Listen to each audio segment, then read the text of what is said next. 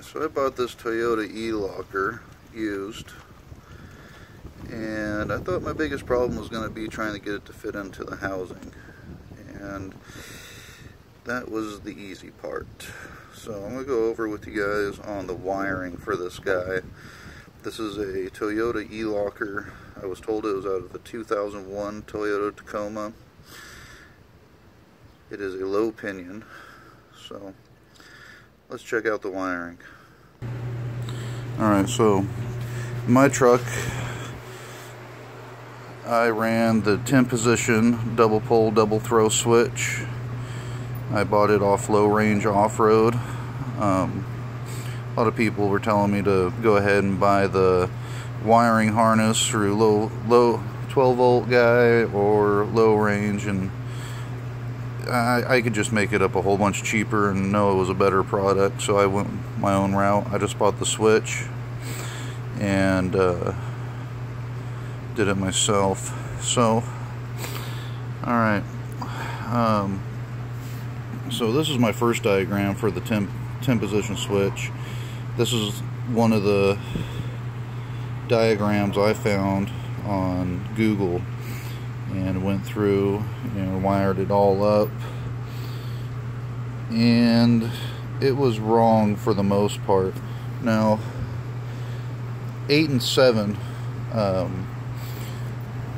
7 you're going to bring off with the blue yellow wire, and you're going to run it to a 12 volt fused. And basically what that is, that's the engage light. That lets you know when your locker's locked. On the front of your switch, the light will light up, so you know it's engaged, or you run it to another light or an LED, whatever you want to do, so you know that it's engaged. 10 and 9, basically what that is the illumination on the front of the switch. So you want to run it from your light source, either ignition on, headlight on. Me personally, I ran it off another switch because there might be times where I don't want the illumination lit up. So I have control over that. So 10 would be your input on your 12 volts to illuminate the switch. 9 would be your ground for that. Now, we'll go over this here in a little bit, but your blue, yellow, that's going to be tied in with a ground on the other side of the switch, which will be your white black. So this proportion right here is right. I drew it backwards here. I ran the blue yellow up to my switch, and the white black I took to ground. So this right here, I hooked it up this way and did not work. So thought it was a switch problem. I went through and I used a IO cord. It's a 14-7, so my colors are going to be a little bit different from what you guys have it coming off the rear end. I'll go back over that, but this is one way I wired the switch. This was another way I wired the switch, and I could not get it to work. I thought my motor wasn't good. I thought I was going to buy a new motor. So I did some more researching, found a different diagram, and this route worked. I ran into a problem though. We'll go over this. Is kind of sloppy. This is just me jotting down last night at 12 o'clock, trying to figure out exactly what everything is.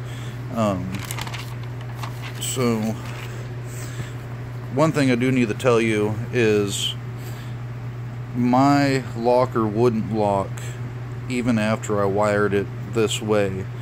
So what ended up happening was, in the mix of me getting the locker rebuilt and back to the house, and me fiddling with it, locking it and unlocking it once I got the rear end built, I didn't fully engage the locker one way or the other. So I ended up having to take it off, do some check-in, and once I ended up disengaging the locker and put it back together, this worked. So basically what we got here is your green black, your green yellow, your green red, your white black. That's off your bigger plug coming on off the third member. The blue, yellow, this is white, black, are coming off the other. That's the switch to let you know that the locker is engaged. Now, again, this is with a 10 position double pull, double throw switch. So, what you're going to want to do, actually, no, this is with my wiring. This might confuse you guys a little bit more. Let's go over to here.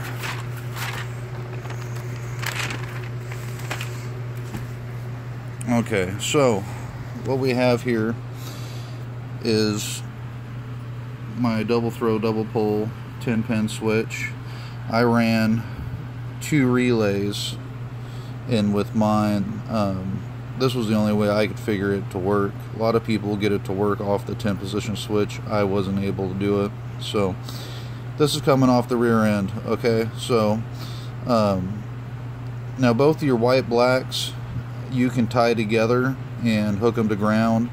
Me, I took them all the way into the cab where my switch was and then ran them both to their own ground. Either way, it'll work. So whichever way you want to do it, really. Alright, let's go over the switch first. So switch coming in on 8, you're going to want a fused power.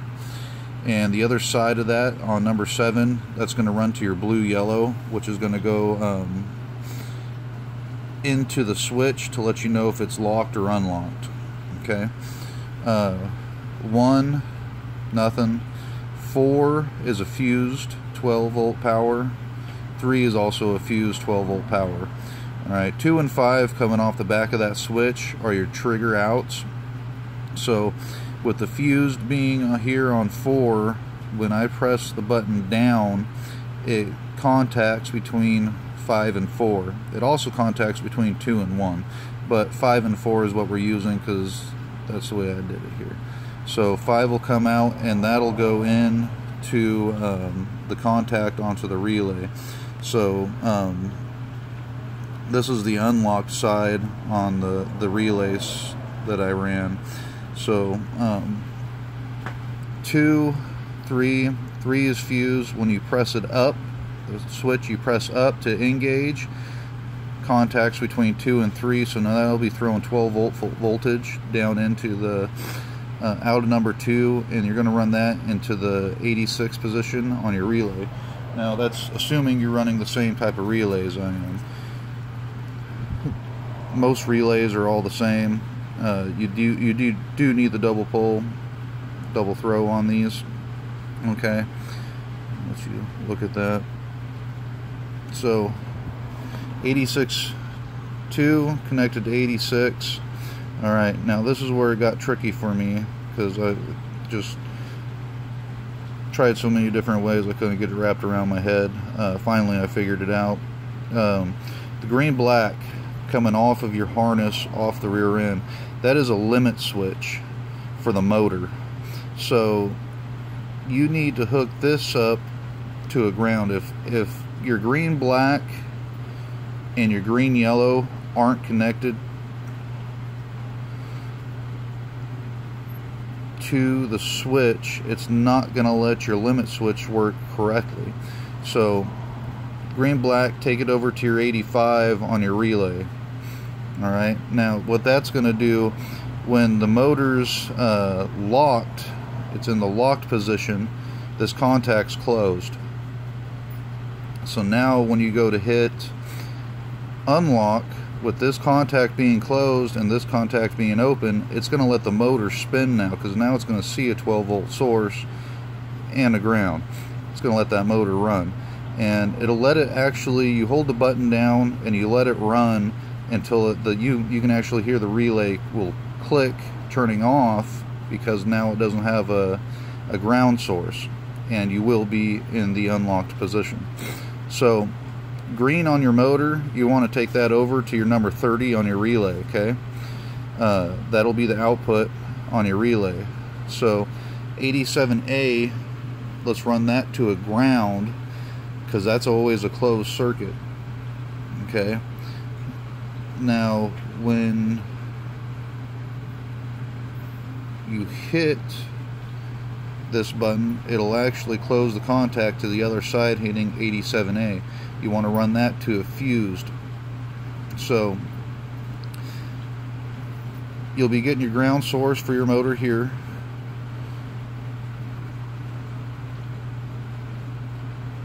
And you will be over here until you hit the switch down. When you hit the switch down, this is going to contact with 12, giving you your ground and your 12 volt source.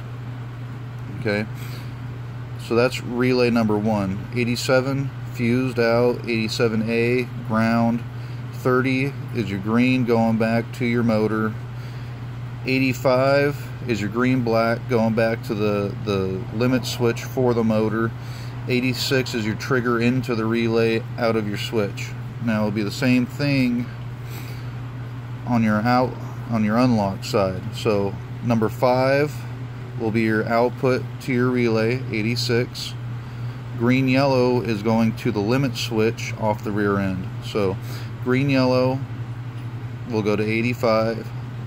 86 is your trigger from the switch. All right.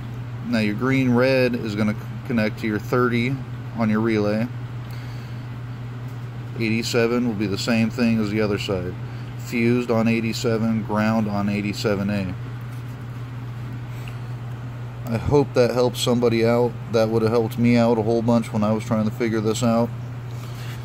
Alright, so let's go over the switch real quick. This is a double pole, double throw, 10 position switch. So number 8, you want a fused. Number 7, you want your blue yellow coming off your rear end. 1, nothing. 4, you want a fused 12 volt. Number 2 is to your relay, that would be your lock side. Number 5 to your relay, that would be your unlock side. 3, 12 volt fused. 6, nothing. 10 is to power, so this is either to your dimmer switch, your headlight switch, or your own switch to illuminate the front of the switch. 9 is your ground. Now 8, 4, and 3 I just daisy chained together off my 12 volt source. So you can go ahead and just, you know, one in, out, one in, out, one in. Boom, done.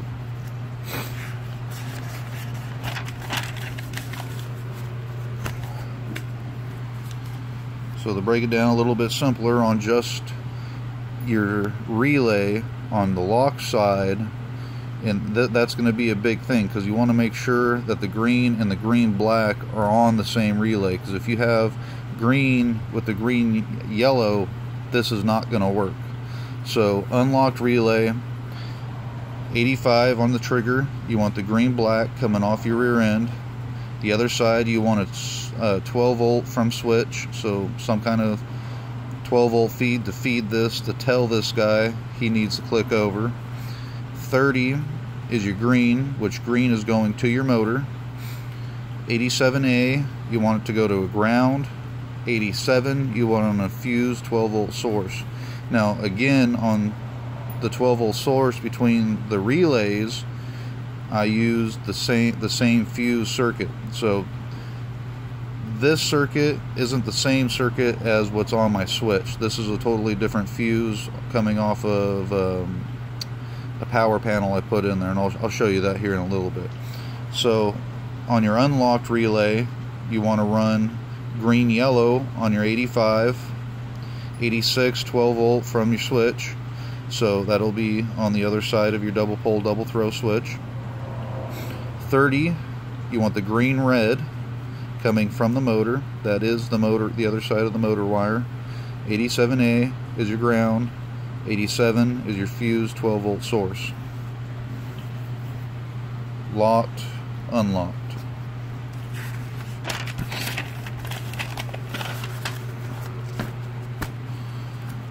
Alright, so now your pins. This is the pin coming off of the motor. This is the one for the limit switch. So this being plug 1, this being plug 2. Number 1 pin is 12 volt to your lock side on your motor. Number 2 is your 12 volt to your unlock side on your motor. Number 3 is your locked limit switched. That'd be him. Number 4 is your unlocked. limit to your limit switch. And again, just so you guys know, the lock limit switch is closed unless it's actually all the way locked in. Same thing for your unlock switch. It is closed unless it's fully into the unlocked position. Okay, number 5, lock, unlock switch, limit switch common. So that's your ground. That's going to be your white black going into there. Okay, plug number 2, 6 and 7. This is your lock switch. Closed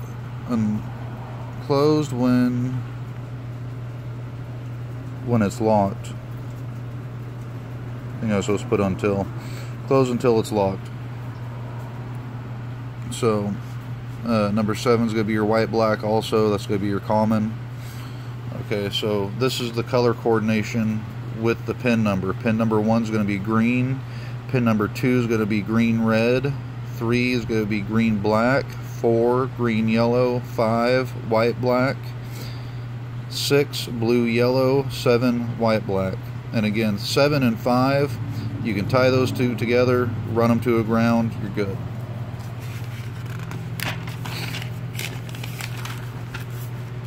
Okay. So green to output on the relay for the lock side, number 30, green red, unlock side to number 30. Your green black is to trigger for locked relay. Green yellow to trigger for unlock relay. Blue yellow is to light, to let you know that it is engaged and locked. Your 2 white blacks, both of them, tie them together and put them to ground, or just make sure they get to a ground. Alright, let's go look at the switch and everything I got.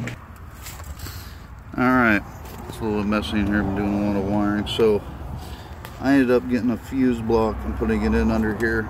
Not quite done. Still gotta wire up a couple more lights and do some other stuff. So that's sitting up underneath my dash. Here are my switches. The red plug being for the rear end. I'm sure you can see how I daisy chained power and all that stuff. So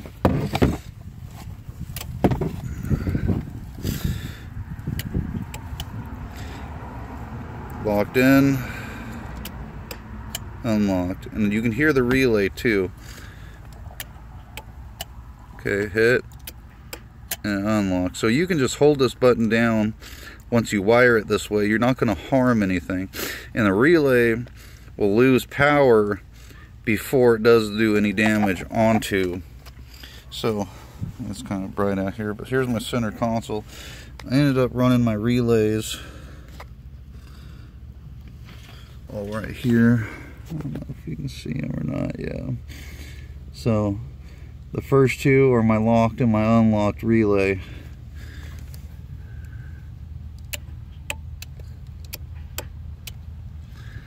And boom. If you guys got any questions on this, please just make a comment. I'll try to answer you the best I can. I searched around for weeks trying to find all kinds of information, and nobody could give me the information that I needed. I'll give you a look at my rig. It's dirty. She's been down for a couple of years getting a new rear end. But yeah, if you guys got any questions, please leave a comment, let me know. And like I said, I'll try to answer you. I like getting help, so I don't mind giving help if I can give it. And if I'm wrong on anything, you guys, I'm sorry. Alright, well, good luck.